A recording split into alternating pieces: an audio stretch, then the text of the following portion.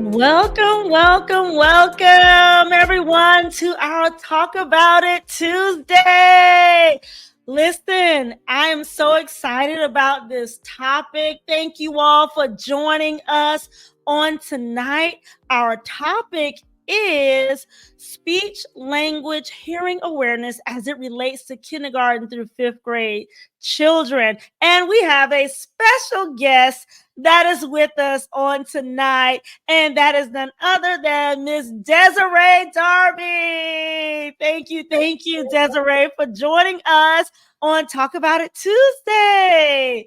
So listen, I'm going to give everybody a few minutes to join in with us while we are getting started. Listen, if you're joining us, let us know. Say hello. Let us know who you are. Say hi to us if you're just joining us.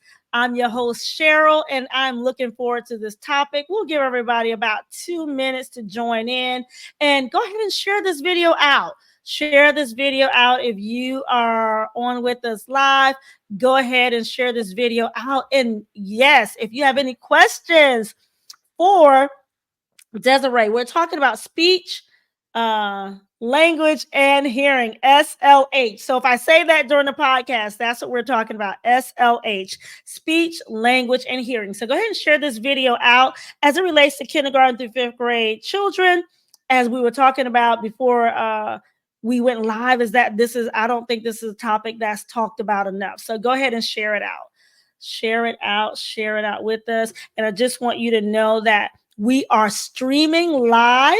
Okay, we are streaming live with you, and we will be live in the chats. This is pre-recorded because it's an interview, but we are in the chats. I'm here with you all, saying hello with you all. Okay, saying hello with you all. So any questions that you have, look for the answer in the chat. Actually, not verbally, but it will be in the chat. So we'll be communicating with you all there.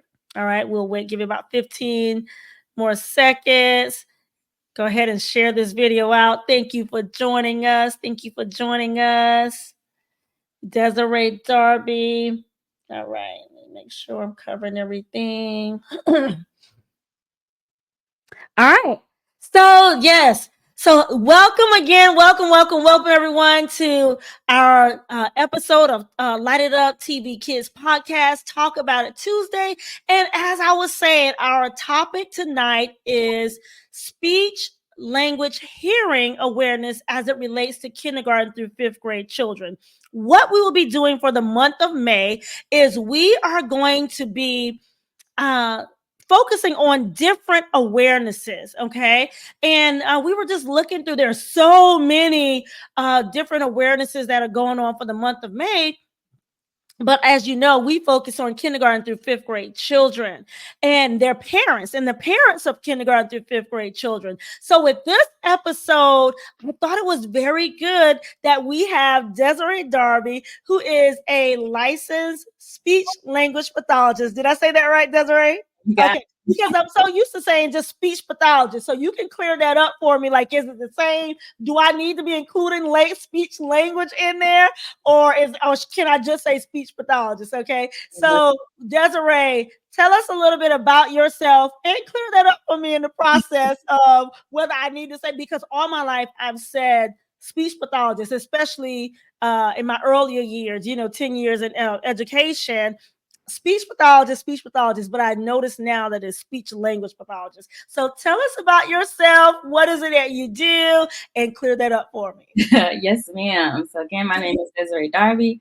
I am a licensed speech language pathologist, and we do include that language in there because we work on speech and language. Okay. Pathologists, we treat disorders. And so that's what we are. I have been practicing now for about 8 years. I have a combination of experience in private setting, in the school setting, and also in assisted living facilities. Oh, wow. So Desiree, tell us, and I thought this was really interesting. And thank you for clearing that up. Did you all hear that? What she said? She said it's a combination of speech and language. And she's going to break that down, the difference, a little bit later, because I had a question on that. So we'll break that down. If you know the difference between speech and language, let us, what do you think? What do you think the difference between speech and language is? This is to our audience. What do you think the difference is when you talk about speech and then you're talking about language? What do you think that difference is? Drop it in the chat. Let us know. We will be communicating with you all in the chat. All right. So, Desiree, I wanted to know. Okay, yes, thank you, Christina. The difference between speech and language. I wanted you to share because I was just interested. What made you go into or get into speech language pathology? Yes, ma'am. So growing up, I always thought I wanted to be a teacher. I love kids. I love working with kids. I believe the Lord has definitely given me a unique gift in being able to connect with children. So I've always wanted to work with children in some aspect, but I've also wanted to work in the medical field in some aspect. Mm-hmm. I didn't know if I really wanted to be a doctor or a nurse, but I did want to work somewhere in the medical field. And speech pathology is one of those things that kind of falls in the middle.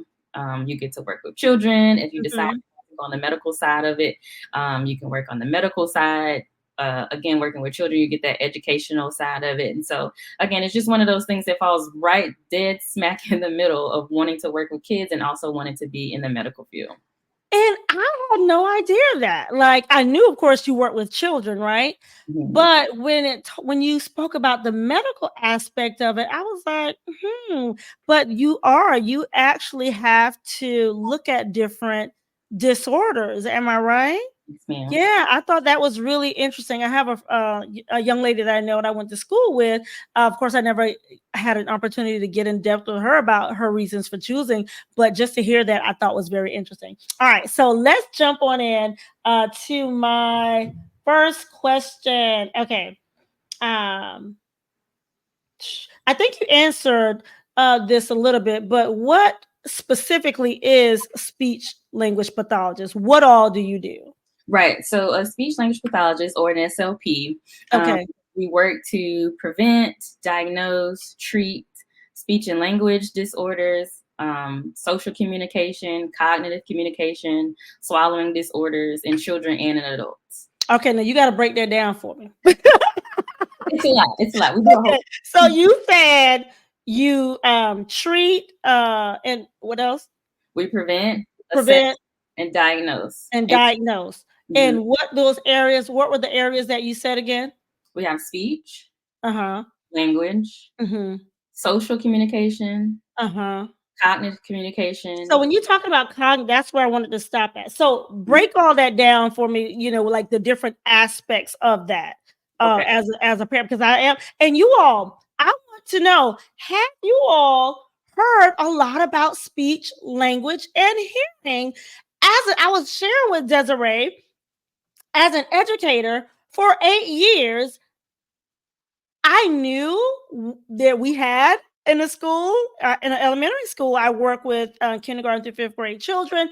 And I knew that we had a speech language pathologist, but I never really knew exactly all that they did or what that entails. So how many of you all, let me know in the chat, have you all heard a lot of information as a parent, kindergarten through 5th grade, or as a like I'm a grandparent now, but grandparents, do you all know a lot of information? And if you do, share with us on how you got that, that information. I'm talking to people in the audience. How did you all get that information to know? Because I was in the schools and I didn't hear a lot about it. So break that down as they are putting in the chat there, whether they either yes, no, and if they did yes, how did they get that information?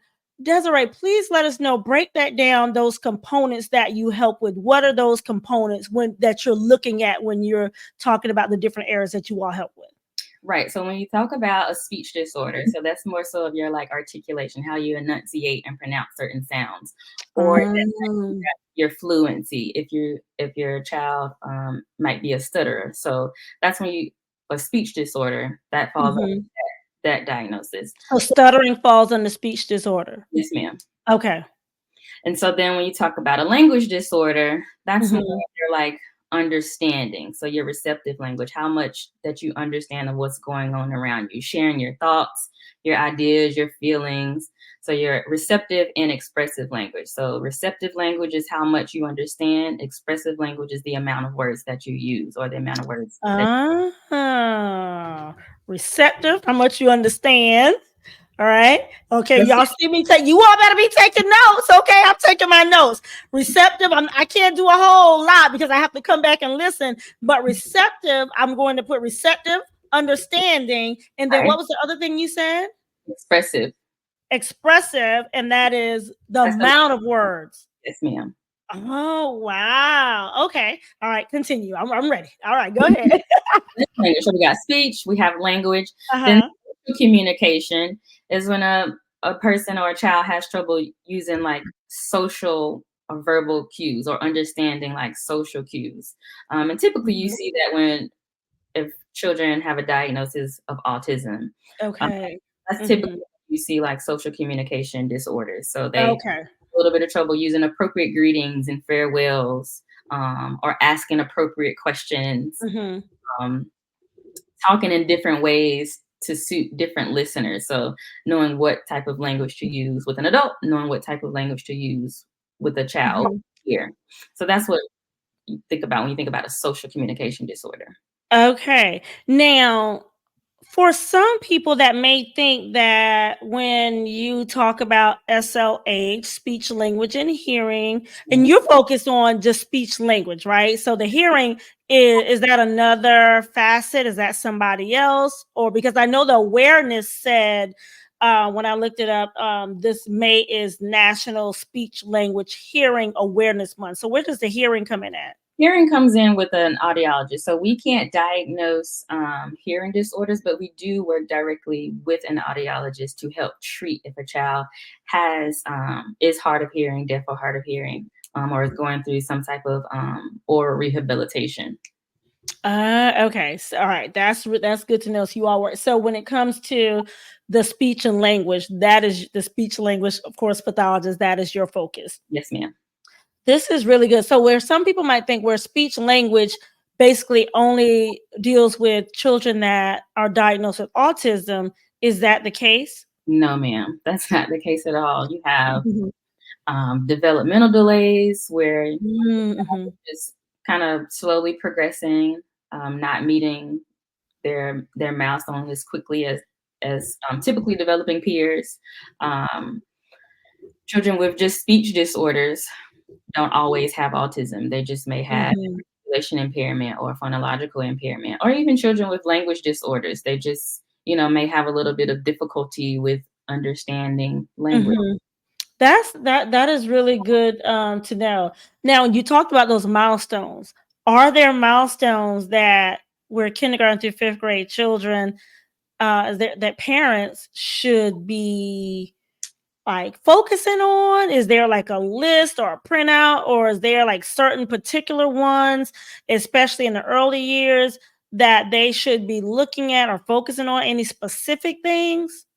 Parents can go to our national website, which is asha.org, ASHA.org, and they have in the website the milestones when it comes to school age. In the school system, what we focus on as SLPs is how a child's disorder or disability are impacting them in the classroom. So when Mm, articulation, if they are misarticulating a sound, are they also writing it the wrong way? If mhm. they are having trouble answering questions, can they not follow along in the classroom when the teacher is reading and then really give a response? So we're looking at how is it impacting them in the classroom and how is it impacting their education. So that's what we look at Okay. the school. Do you feel that as parents,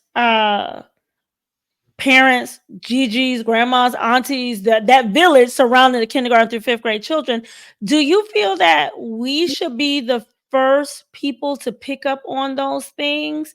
Or should that be the school's responsibility to let us know? It, Just as what's your it just depends. I mean, when you think about a child being in school, they spend most of their time at school. Um, mm, mhm. parents or, that village or grandparents have a concern, it is definitely, they are definitely able to present that concern to the school, to the teacher, and say, hey, I have this concern about my child. Is this something that we can look into? Is this something you're seeing in the classroom? Because this is what I'm seeing at home. That I like that. To that correlation and that connection between the classroom and at home, just seeing what is being seen at home and then what is being seen in the classroom. That is very good. Okay, so listen, our topic tonight, if you are just joining us, our topic tonight is speech, language, and hearing awareness as it relates to kindergarten through fifth grade children.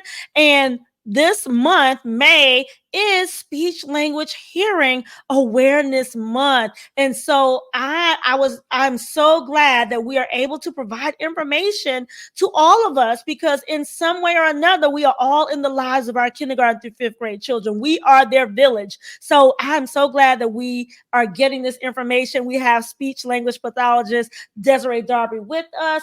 And so Desiree, we are taught, you've answered a question about the different aspects of what speech language pathologists do. Now, my question is, are you all only in the schools, or are you private as well? I'm looking at and can parents contact you directly? So I have a list of questions that I'm just serious. I was so interested in this topic because I really feel that this is something that is not that has not been talked about enough. Desiree, would you say that? Yes, ma'am. I would definitely say that it is very often that we as speech pathologists know that other people understand exactly what we do. Because many times we tell somebody, oh, I'm a speech pathologist. Oh, you teach people how to talk. Right. Not really. Right. Not really what it is. No. I mean, in some aspect, yes, that's what we do. But as we talked about earlier, there's so many other things that we cover as speech language pathologists. And the question about, do we just work in the schools? No, we're working in schools, working in private settings. There's speech pathologists who like to do home health. There's in hospital settings, in rehab centers, assisted living facilities. There are so many places that Did you all know that? Tell me in the chats. I'm just curious. Am I the only one that that I'm getting this information? Let me know. Did you all know that speech pathologists are in all these different areas? She said they're in the schools, they are private, they're in assisted livings, they're in, what else did you say, Desiree? Home health. Home health, like that is just, I didn't know this, because again, that's what you think, right? Okay, speech pathologists, they help people, they help children learn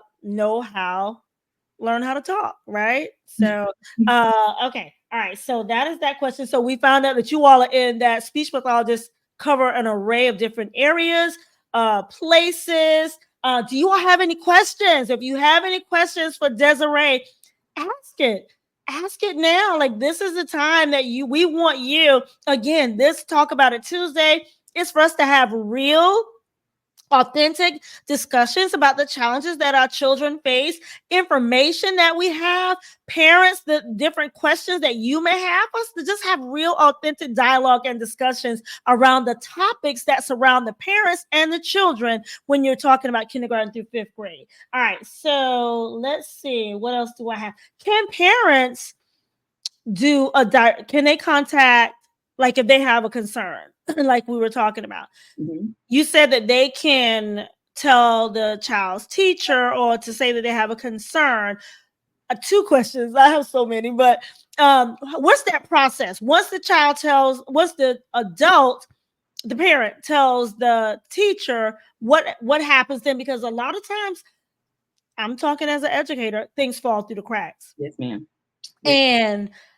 And I guess I'm a little concerned also. I know I'm veering off, but I'm just a little concerned because as an educator, I wish that somebody would have came to our classrooms so that as educators, we can be aware of everything that speech language pathologists help with, right? Right.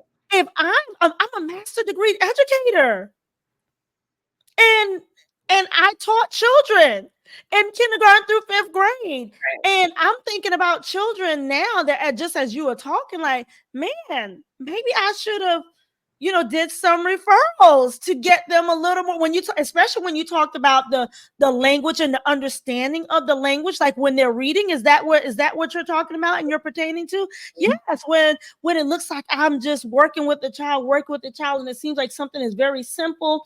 And I remember having this, like, yes. Yes. So anyway, um, I'm just, yes. So, can parents contact you? I mean, what is that process? What is that process like from them telling the teacher? What happens then? Mm-hmm. I want to touch on something that you just said, as far as you wish that an SLP maybe would have come to the classroom and explained something to you about what we do. I know I've been in the school district for a few years now. That's where I started off when I graduated in Mm-hmm. 2016. But that's been something that we've been trying to be better at doing, because we see that as teachers as well, don't really know what they should be looking for, when to make a referral, when is it Yeah. I bring this student to you to say, hey, I think we have a few concerns. Um, Right. can you come in and take a look and see Mm-hmm. that I'm seeing? So as SLPs, we're trying to do a better job of making sure that teachers, admin, the rest of the staff in the school Yes. are educated on what we do. Yes, thank you. That is so awesome because I mean, y'all, I'm a passionate educator. Like I'm the one I'm going whatever it takes. If I have to stay to 6, 7 o'clock, I may not be the healthiest thing, but I'm passionate about children and their education and their spiritual well-being and their academic well-being emotionally. Like I am just passionate when it comes to kindergarten through fifth grade children. And I just feel like I'm getting emotional now. Like, man, like I'm so serious. Like I'm just like, how many kids that I could have gotten the extra help had I known? Mhm. Right. But so thank you. Thank you for that effort that you all are trying to do to just educate the teachers so that the teachers can know what to look for. Right. So thank you, thank you, thank you. All right. What is that process, The Desiree? process. So if a parent has a concern, yes, they can make that concern, address that concern Mhm. with the teacher. It is then the teacher's job to bring that concern to what in the school system, what we call a MTSS team. So that's your Okay. multi-tiered support system. And Okay. the multi-tiered support system is comprised of a speech pathologist, Hmm. the psychologist, an assistant principal, this child's teacher, and a response to intervention teacher. Okay. Okay. Uh-huh. So that concern is brought amongst the team. As a team, Hmm. decide, is this something we need to further look into? Um, Gotcha. Okay. Further look into it, and then we talk to the parent, and after that it is determined if the child would need an evaluation, or if they just need Hmm. a bit more time, or if we can just provide some strategies and intervention to the teacher to implement in the classroom. Okay. Is this something that's funded? Is it something that parents have to pay for? Does this come along with them being in the public education setting? Ma'am, this comes along with being in a public education setting. Awesome. Awesome. All right. Are you all learning anything?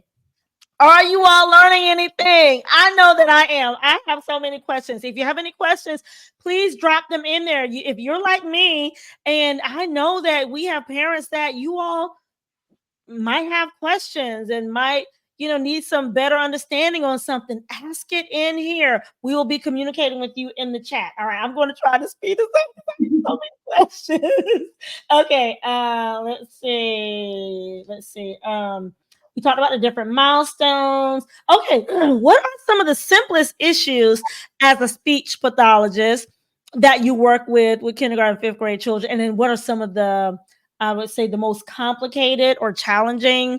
I don't know what is the terminology? Issues, disorders, or things. What are some of those things? What is the terminology? Is it disorders or Delays, disorders delays? Okay, okay, can be interchangeable. Um, okay. but in the school setting, you said the most simple ones that we see, I guess Yeah. the simple ones that we see are like your articulation and phonology. Now those, we can say simple in forms as, I guess just addressing it, but Mhm. it can be complex. their delay or disorder in articulation and phonology can be complex. And when you say articulation and phonology, what, like, give us an example of that. So articulation is just when they're misarticulating certain sounds. So maybe your child has a lisp, so their tongue Mhm. outside of their teeth.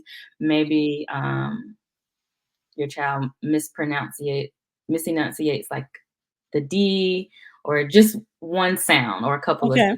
That's Okay. when you talk That's about articulation. When you talk folks like on just like maybe 1 or 2 sounds. Okay. yes, phonology is a group of sounds. So those are Okay. your clusters, your blends. So slide, swing, slap, snow. So any consonant clusters. Like Or right? It's like ST, the ST, right? I was like, and I said that. Let me tell you why I asked that. My son had that, and that was the only, he was very smart. He was 2 grades ahead. But he had this thing when he was younger. I think maybe 7 years old, maybe 6 years old. But I think it might have been, I don't know, it was one of those blends, maybe, or one of the sounds. And they referred him to a speech back then. I don't think the language was in there, Desiree. I don't think the language. I remember this. They were saying we gonna refer him to speech. That's what I remember them saying. Huh? they probably said speech teacher. Yeah. Yep. We're gonna send him to the speech teacher, speech lady. I Speech, don't think years. Yeah, because this was over 20 years ago. We're going to refer him to the speech lady, right? The right. speech teacher. That's what it is. That's what it was. That's why I asked, what is that? Is that language in there now? And so I remember them referring him, but he wasn't in there long, and it helped. It helped him. I think he maybe was in there maybe a few months, and then afterwards he was fine with that. But I noticed it, and I'm like, and told them about it, and they referred him. So that would be an example of articulation. That would be an example of phonology. Oh, phonology, because it was the blend, a group of sounds. A group of sounds. Yeah, or if they're missing like the K and the G, so we call those your velar, your back sounds. So cat, cow, Oh, car, or what's your G sound? Go, get. oh, when you say back sounds, what do you mean by that? Those are sounds that come from the back of your throat, your velar sounds. So those are your Wow. technical, but yeah, those are your velar sounds. So sounds that come from the back of your throat. Huh. All right. See, I'm asking you all, did you all know this? Did you all know anything about this? These sounds coming from the back of the throat and these different. Listen, this is so good. Now, my next question, as it relates when I was talking to you about my son, I noticed that his daughter, my granddaughter, who's 2.5, has the same thing. When I heard her talking, I was like, "Oh my gosh, your dad did the same thing." Is it hereditary? It definitely can be. We have seen where, parents say, "Well, I went to speech," and then if they have multiple children and say, "Yeah, well, all my kids went through therapy for something." So it is definitely something that we see that That can be is that's hereditary. wow. Have you all noticed that in the chat? Have you all noticed that? Okay, parents, has your child worked with the SLP, speech language pathologist, and what was your experience? Oh, that's a great question. Oh, that's a great question. Parents, has your child worked with a speech language pathologist? And if so, what was your experience with them? What was your experience with them working with that speech language pathologist? Like, how long did it take? Was that speech language? Did you feel that it helped? Yes, that's a great question. All right, so it can be hereditary, and let's see. We talked about some of the most common delays, things that you help parents that you help children with that parents may not think about. What are some of the things that you may help them with that we may not think about as a village for kindergarten through 5th grade children? So in the school setting, again, what we look for is how something is impacting the child's education. Mm-hmm. So when you think about speech or you think about language, the biggest one I don't think that parents recognize is like social communication. So Mm-hmm. your peers, how you use appropriate greetings. Your eye contact is very important when you're talking. Really? hear, or your teacher. The level of your voice is important. Making sure you're using your inside voice and not your outside voice. And the appropriate times, I guess, when to use those appropriate voices. Right. And it would be a concern if somebody just always used their outside voice and never able to rein that in. Okay. Another thing is also kind of like their emotions. So getting children to understand, like, I'm mad, I'm upset, I'm angry. So understanding the differences in emotions and how to express those emotions appropriately. I was going to say, how did their emotions relate to speech and language? But their emotions and getting them to express their emotions, that's something that you all really. Yes, ma'am. So an example is just what you said, like them being able to identify and being able to say it again. Identify how they're feeling, and then put that feeling into words. I am upset because, and that goes into like your receptive language again. So are they understanding why they're upset? Do they have expressive language? Do they have the amount of words or the correct words to be able to use to express why they are upset? Is that going to the cognitive as well? Yes, ma'am. When you said that, that's what I thought about the cognitive. Wow. That's really good. Okay. Wow. All right. Listen. Okay, we're wrapping up, Ms. Desiree. We're wrapping up. Are you all learning something? This is so good. I am so glad that we have Desiree on here with us. We're talking about speech language hearing awareness as it relates to kindergarten through fifth grade children. Now, I want to share along the lines, Desiree, when I said about something that you all work with that parents may not be aware of. I was doing my research just about when I realized that I didn't know a lot about it when I saw the awareness month for May, awareness being a part of the month of May. But it said that hoarseness, it said voice. It says that voice and hoarseness and losing their voice. How is that something that you all as speech language pathologists can help with? That is something that we can help with. It definitely has to be identified, probably maybe by an ENT to go and determine, does the student have vocal nodules, vocal polyps? Why is it that they're so hoarse? Do they have excessive drainage from their ears? Have they have infections? And so again, like we talked about, that medical side of it, the medical side kind of fits in to understand what else is impacting them. Wow, I just thought that was very interesting. You all, isn't it interesting? Would you all have ever thought that there was a relation to speech language pathology and with a child being hoarse or their voice? And so I just thought that was interesting. Okay, now this is a question that I have. In my research, this is what I read. It said higher screen use is associated with poorer language skills in toddlers that can lead to later learning challenges. So I'm going to read that again. It says higher screen use is associated with poor language skills in toddlers that can lead to later learning challenges. So I thought that was very interesting, being that we had a topic in one of our first episodes talking about screen time. We all know that screen time, excessive, right, is not good.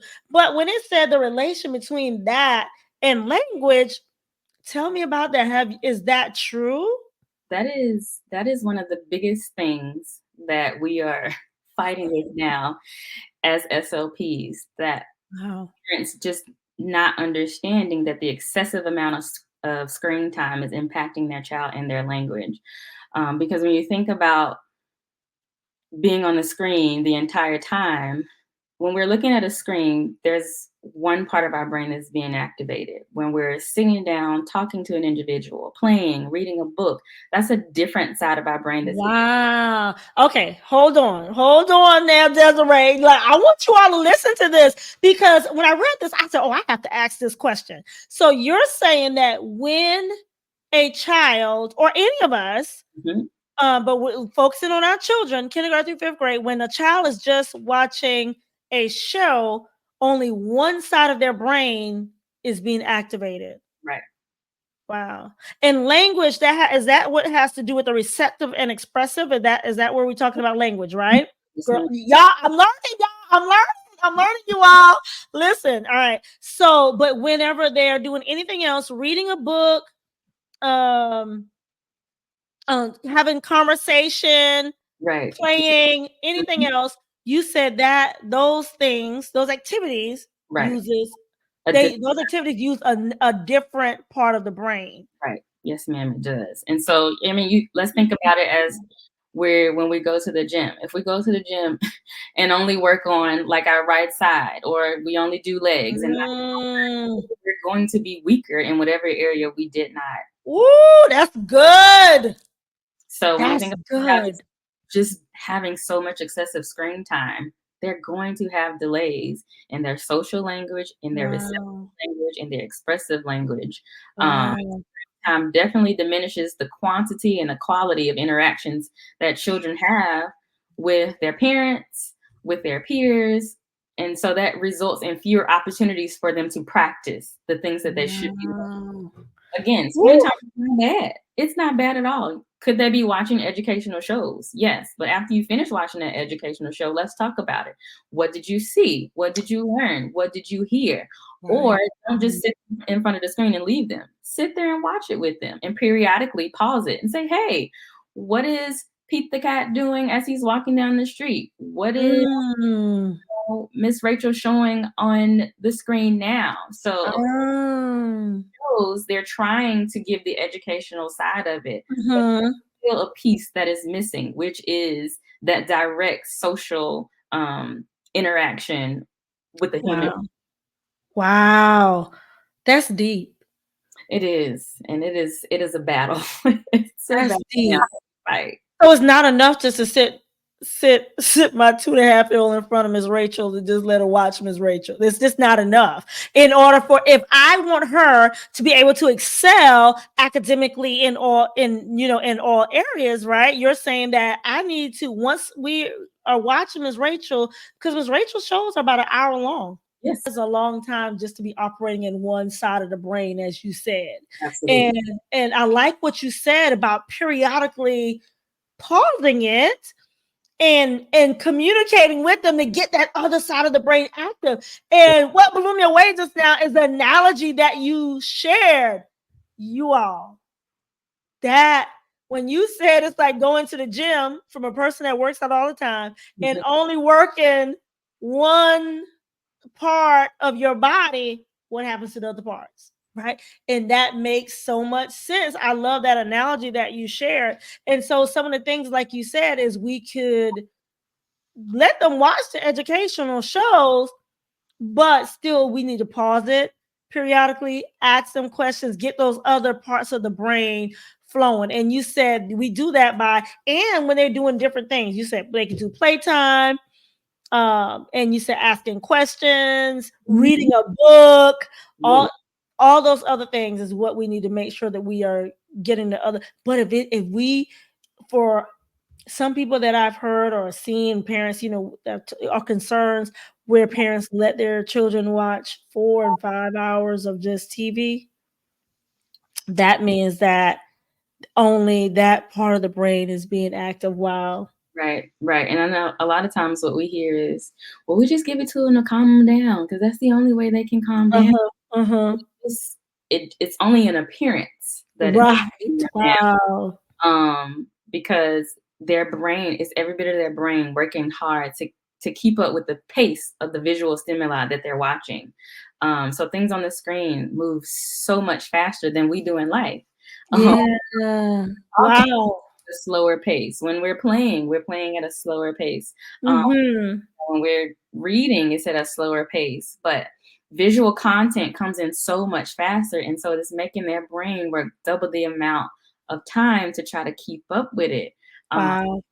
keep Wow. up with the normal paces of life. Again, like we don't operate that fast in life. Right. You see when the child is in school, they have trouble sitting down in the classroom. They have Mm. trouble attending. They have trouble, completing Wow. work because their brains are constantly working super, super fast. And so when you try to Wow. slow them down, that honestly, like either overstimulates them or understimulates them, because Wow. they're so used to this fast pace from Mm-hmm. the screen. Wow. Wow. I just never looked at it. Just and I wonder, parents, have you all ever looked at that whole aspect of it? We all have heard about screen time, but just how it affects so many different things. And like you said, even not only with the other part of the brain, but because there is moving at such a fast pace, even Mhm. in the classroom when we have to get our, or even at home when we have to get our child to slow down enough to do this other activity or just to sit enough or just to without the screen. On the screen. Yep. Yeah, that is so, oh my goodness. All right. We're coming to a close. We're coming to a close. Again, put your questions in there, you all. Put your questions in there.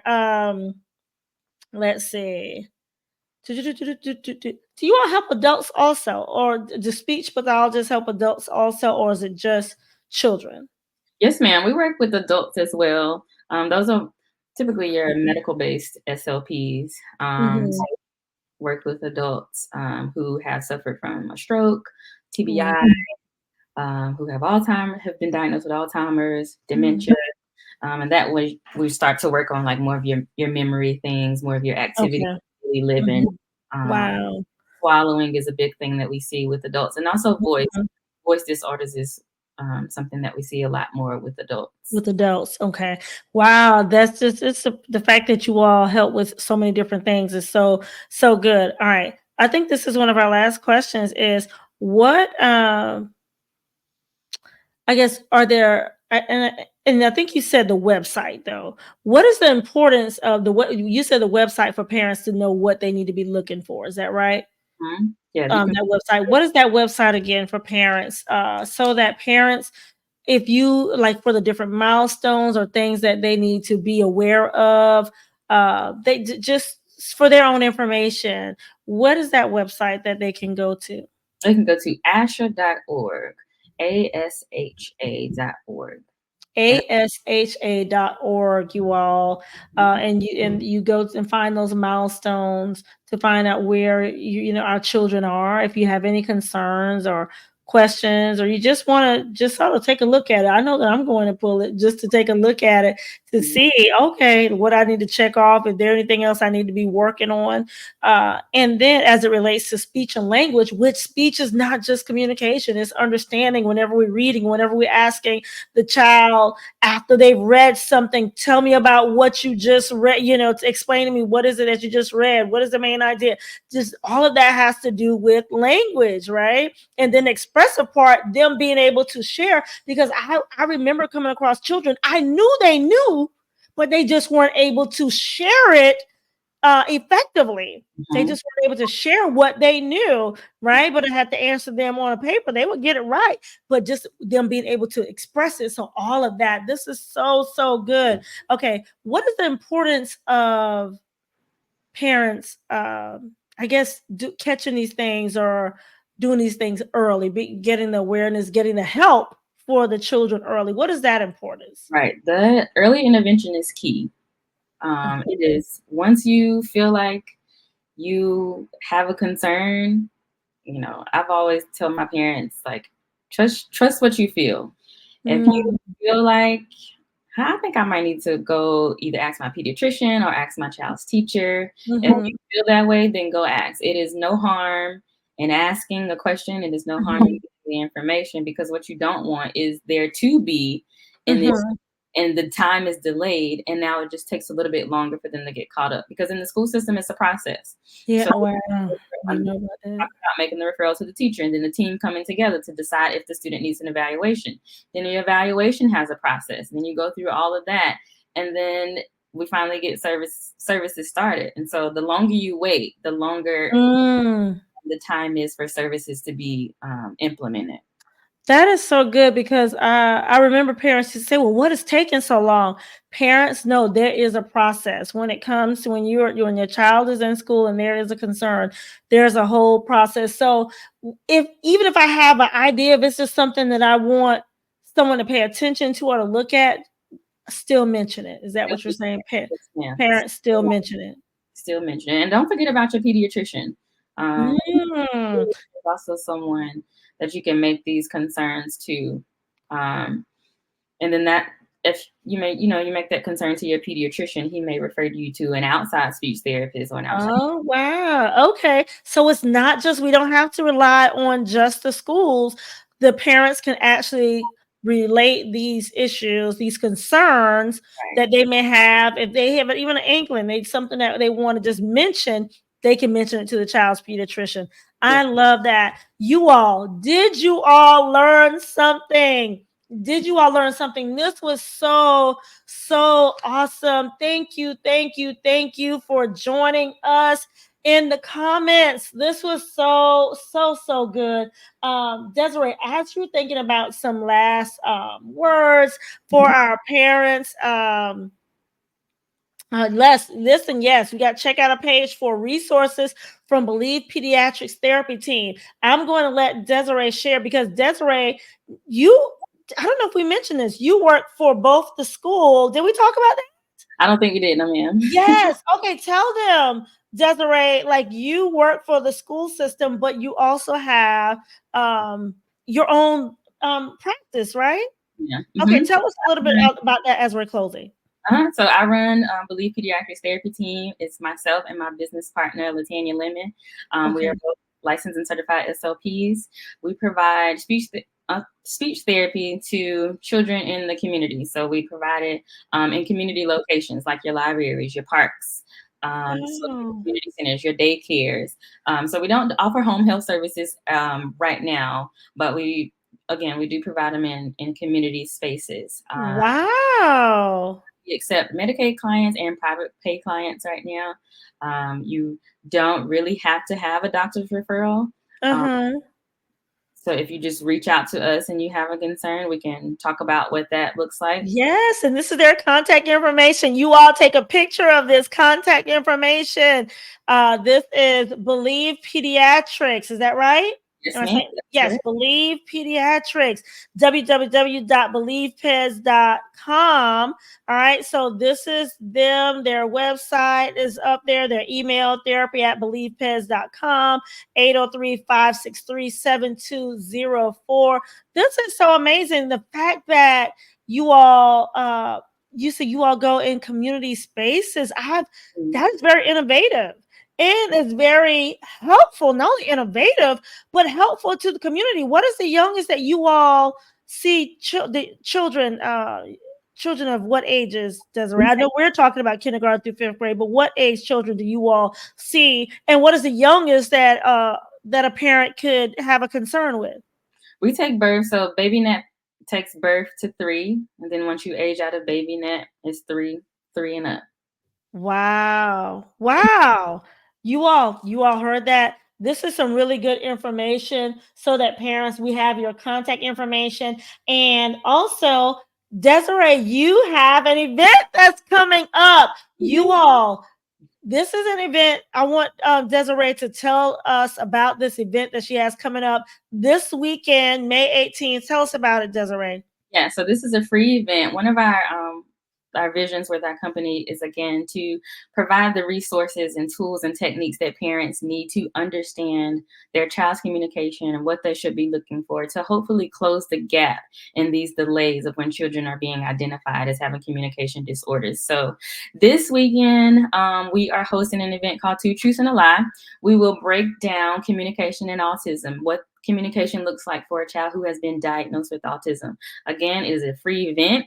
We will be hosting it at the Richland Library in Sand Hills from 10 o'clock to 11 o'clock. So if you are interested, visit our website, visit our Facebook or Instagram page, click on the link and sign up via Eventbrite. Again, it is a free event, and we would love for you to come out and learn what it is to have an autism diagnosis and what it is to break down that communication and what that looks like. This is so good. I'm going to see if we can post this on our page, you all, so we can share this out when we post it. Please share this out, share this event out because information, us being able to get that information and use that information is so powerful and is meaningful for us as of the village for kindergarten through fifth grade children. Thank you so much. Thank you so much. Thank you all for joining us. And listen, in honor of SLH, speech language hearing awareness, I just want you to type in the comments SLH aware. That's it. Type SLH aware in the comments. SLH aware in the comments. SLH aware, because this is something you all, and if you've learned something, just type anything, any little thing that you've learned tonight. We want to know. Let us know, what did you learn tonight? I learned a whole bunch of information that I could use and I can share with someone else, right? Desiree, any last words, anything, information, anything as we're closing that you want parents to know? Again, just early intervention is key. Don't be afraid to ask the questions. If you're unaware, you're unsure, just ask the question. Feel free to use the resources that have been provided to you. And again, we as Believe Pediatrics Therapy Team, we are here to help. Our goal is to help our community and to bring awareness to communication and speech and language disorders. I love it. Ask the question. That is a good one. Ask the question. That is a good one, you all. That's a good one we can put in there. Ask the question, because that was the one thing I wanted to know. Is it, because some people say, "Oh, you bother me," or just this little thing, or that might be something as parents we might feel, as a village, we might feel that teacher or somebody, they might just not say, they might, they say it's too small that you concerned about this. But ask the question. Believe Pediatrics is here. Desiree, are you willing to answer questions from parents if they want to contact you? Ma'am. Yes. I love answering questions. And you all take forms of payment. You all take Medicaid as well, right? And other insurances as well. You all ask the question. There it is. Believe Pediatrics. That's it for tonight, you all. SLH aware. Ask the question. Remember to like, share, and subscribe to our YouTube channel, Light It Up TV Kids Podcast, and share this discussion with us. Like us on Facebook, Instagram, YouTube, and share this discussion out. That's it, you all. If you think of any other questions, just go ahead and put it in the chat, even if it's afterwards. All right. Until next time, remember to light it up. All right. Thank you, Desiree.